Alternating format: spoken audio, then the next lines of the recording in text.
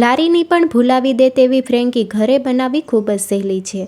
વેજીટેબલથી ભરપૂર અને cheesy flavour સાથે આજે આપણે એકદમ સહેલી રીત સાથે ફ્રેન્કી બનાવીશું। બાળકોની તો ફેવરિટ બની જશે। ફ્રેન્કીની રોટલી બનાવવા માટે 1 કપ મેંદો લીધો છે। તમે ઘરમાં રહેલી કોઈ પણ એક વાટકી સેટ કરી લો, પછી એ વાટકી પ્રમાણે 1 કપ મેંદો લેવાનો છે। મેંદાથી અડધું આપણે ઘઉંનો ઝીણો લોટ લીધો છે। અહીંયા જો તમારે ફક્ત ઘઉંના લોટમાંથી રોટલી તૈયાર કરવી હોય તો તમે ફક્ત ઘઉંના લોટમાંથી પણ રોટલી તૈયાર કરી શકો છો, અને બંને સરખા પ્રમાણમાં ઉમેરવું હોય તો મેંદો અને ઘઉંનો લોટ બંને સરખા પ્રમાણમાં પણ લઈ શકો છો। આપણે એકદમ લારી પર મળે તેવી રોટલી બનાવવા માટે મેંદાનું પ્રમાણ થોડું વધારે રાખ્યું છે। સ્વાદ પ્રમાણે મીઠું અને 1.5 ચમચી તેલ ઉમેરીને બરાબર મિક્સ કરી લઈએ। મોણ બહુ વધારે નથી ઉમેરવાનું। બધી વસ્તુ બરાબર મિક્સ કરી લીધી છે। હવે થોડું થોડું પાણી ઉમેરીને એકદમ સોફ્ટ લોટ બાંધી લઈશું। અહીંયા આપણે એ વાતનું ખાસ ધ્યાન રાખવાનું છે કે લોટ વધારે પડતો કઠણ નથી બાંધવાનો, નહીં તો ફ્રેન્કી માટેની રોટલી બરાબર નહીં બને। તો આ રીતે એકદમ સોફ્ટ લોટ બાંધી લીધો છે। લોટને 1 થી 2 મિનિટ માટે બરાબર મસળી લઈએ, જેથી લોટ એકદમ સ્મૂથ તૈયાર થઈ જાય। લોટ એકદમ સોફ્ટ છે અને લોટને 1 થી 2 મિનિટ માટે મસળી લીધો છે। હવે ઢાંકણ ઢાંકીને 10 થી 15 મિનિટ માટે મૂકી દઈશું, જેથી લોટ બરાબર સેટ થઈ જાય। 15 મિનિટ થઈ ગઈ છે। લોટ બરાબર સેટ થઈ ગયો છે। લોટને મિક્સ કરી લઈશું અને લુવા તૈયાર કરી લઈશું। ફ્રેન્કી માટે મોટી સાઇઝની રોટલી તૈયાર કરવાની છે, તો આ રીતે મીડિયમ સાઇઝના લુવા તૈયાર કરી લઈએ। સૂકા લોટથી કોટ કરી લઈએ અને હવે એકદમ પાતળી રોટલી વણવાની છે। ફ્રેન્કી માટે રોટલી મોટી સાઇઝની વણવાની છે અને એકદમ પાતળી વણવાની છે, જેથી ફ્રેન્કીનો રોલ વાળીએ તો ખુલ્લે પણ નહીં અને બરાબર રોલ બળે। તો એકદમ પાતળી રોટલી તૈયાર કરી લઈશું। ફ્રેન્કી માટેની એક રોટલી આપણે તૈયાર કરી લીધી છે અને આ રીતે આપણે બાકીની બધી રોટલી તૈયાર કરી લઈશું। અને તમે જોઈ શકો છો એકદમ પાતળી રોટલી તૈયાર થઈ છે અને મોટી સાઇઝની રોટલી તૈયાર થઈ છે। રોટલીને શેકવા માટે નોનસ્ટિક તવીને ગરમ કરી લીધી છે।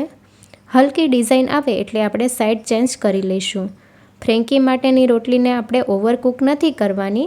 આ રીતે તમે જોઈ શકો છો હલકા બબલ્સ આવે એટલે સાઈડ ચેન્જ કરી લઈશું। તો આ રીતે કાચી પાકી રોટલીને શેકી લઈશું।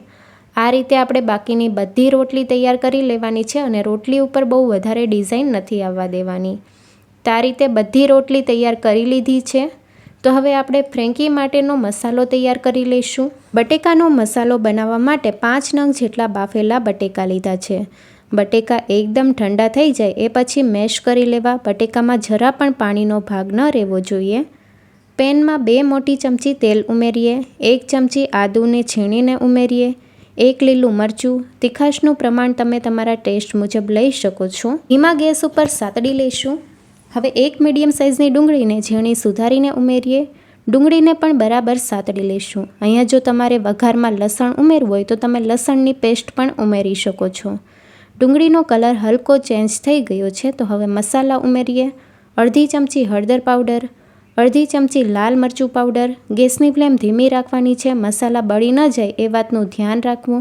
અડધી ચમચી ધાણા જીરું પાવડર અને 1.5 ચમચી ફ્રેન્કી મસાલો ઉમેર્યો છે। જો તમારી પાસે ફ્રેન્કીનો મસાલો ન હોય તો તમે તેની જગ્યાએ ચાટ મસાલો, આમચૂર પાવડર, સંચળ પાવડર અને ગરમ મસાલા પાવડર ઉમેરી શકો છો। મસાલા બરાબર મિક્સ થઈ ગયા છે। હવે 1 મોટી ચમચી ટોમેટો કેચઅપ ઉમેરીએ, જેનાથી એકદમ ખાટો મીઠો ટેસ્ટ આવશે। મેશ કરેલા બટેકા ઉમેરીએ, સાથે 1/4 કપ જેટલા બાફેલા વટાણા ઉમેરીએ। અહીંયા જો તમારે વટાણા ન ઉમેરવા હોય તો તમે વટાણા સ્કીપ પણ કરી શકો છો। બટેકાને મસાલા સાથે બરાબર મિક્સ કરી લઈશું। હવે સ્વાદ પ્રમાણે મીઠું ઉમેરીએ। મીઠું બટેકા બાફતી વખતે ઉમેર્યું હોય તો પ્રમાણસર ઉમેરવું। આ સમયે બટેકાના મસાલાને તમે ટેસ્ટ કરી શકો છો। જો કોઈ મસાલા ઓછા લાગતા હોય તો તમે ઉમેરી શકો છો। બટેકાનો મસાલો આ રીતે એકદમ કઠણ હોવો જોઈએ। જો મસાલો વધારે પડતો ઢીલો હોય તો તમે બ્રેડ ક્રમ્સ ઉમેરીને પરફેક્ટ કરી શકો છો। ફ્રેશ કોથમીરના પાન ઉમેરીને બરાબર મિક્સ કરી લઈશું। એકદમ ચટપટું સ્ટફિંગ તૈયાર છે। ગેસની ફ્લેમ બંધ કરી દઈશું અને મસાલાને ઠંડો થવા દઈશું। બટેકાનો મસાલો એકદમ ઠંડો થઈ ગયો છે, તો હવે મસાલામાંથી આપણે રોલ તૈયાર કરી લઈશું। એક મોટા ચમચા જેટલો મસાલો હાથમાં લઈને આ રીતે રોલનો શેપ આપી દઈશું। આ રીતે બાકીના બધા રોલ તૈયાર કરી લઈએ।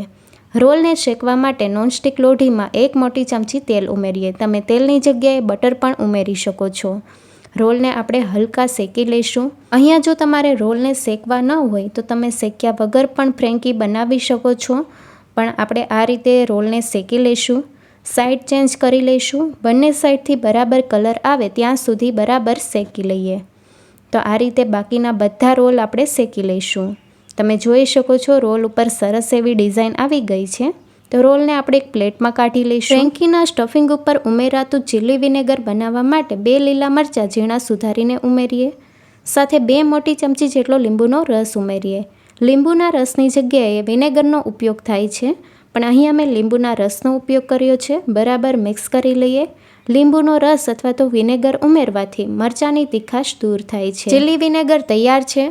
ફ્રેન્કીના સ્ટફિંગ ઉપર ઉમેરાતા વેજીટેબલમાં આપણે 2 મીડિયમ સાઇઝની ડુંગળીને ઊભી સ્લાઇસમાં સુધારી લીધી છે, સાથે કોબીજને પણ એકદમ પાતળી સુધારી લીધી છે અને ગાજરને ખમણી લીધું છે। તમે ત્રણેય વસ્તુને મિક્સ કરીને ફ્રેન્કી મસાલો ઉમેરી શકો છો, પણ વેજીટેબલમાંથી પાણી છૂટું પડે છે એટલે આપણે આ રીતે અલગ રાખ્યું છે। ફ્રેન્કી માટે બધી વસ્તુ તૈયાર કરી લીધી છે। હવે નોનસ્ટિક પેનમાં આપણે બટર ઉમેરીને બરાબર ગ્રીસ કરી લઈશું। ફ્રેન્કીની રોટલી ઉમેરીને બંને સાઈડથી બટરમાં બરાબર શેકી લઈશું। અહીંયા આપણે એ વાતનું ખાસ ધ્યાન રાખવાનું છે કે રોટલીને વધુ પડતી નથી શેકવાની, નહીં તો રોટલી વધારે કડક થઈ જશે અને રોલ બરાબર નહીં વળે। રોટલીને હલકી શેકી લીધી છે અને હલકો કલર ચેન્જ થઈ ગયો છે। તો રોટલીને આપણે એક પ્લેટમાં લઈ લઈશું। ફ્રેન્કીને અસેમ્બલ કરી લઈએ। 1 ચમચી પિઝા ટોપિંગ ઉમેરીએ, સાથે 1 ચમચી ટોમેટો કેચઅપ ઉમેરીએ। અહીંયા જો તમારે પિઝા ટોપિંગ ન ઉમેરવું હોય તો તમે તેની જગ્યાએ ગ્રીન ચટણી ઉમેરી શકો છો, અથવા તો તમે માયોનીઝ પણ ઉમેરી શકો છો। સોસને રોટલીમાં બરાબર સ્પ્રેડ કરી દઈએ। હવે સાઈડમાં આપણે બટેકાનું સ્ટફિંગ ઉમેરીએ। ઉપરથી આપણે સલાડ ઉમેરશું। તો અહીંયા ઝીણી સુધારેલી કોબીજ, ગાજર અને ડુંગળી ઉમેરીએ અને હવે એકદમ ચટપટું બનાવવા માટે આપણે ચીલી વિનેગર ઉમેરીએ, સાથે ફ્રેન્કી મસાલો ઉમેરીએ। ઉપરથી આપણે ચીઝ ખમણી લઈશું। ચીઝ ઓપ્શનલ છે, જો તમારે ચીઝ ન ઉમેરવું હોય તો તમે સ્કીપ પણ કરી શકો છો। કોથમીરના પાન ઉમેરીએ અને બરાબર રોલ તૈયાર કરી લઈશું। તો એકદમ ટાઈટ રોલ તૈયાર કરવાનો છે। તો ફ્રેન્કી માટેનો રોલ તૈયાર છે। આ રીતે બાકીની બધી ફ્રેન્કી તૈયાર કરી લઈશું। ફ્રેન્કીની રેસીપી કેવી લાગી કમેન્ટમાં જરૂરથી જણાવજો અને નવી રેસીપી જોવા માટે ચેનલને લાઇક, શેર અને સબસ્ક્રાઈબ કરો। Thank you for watching.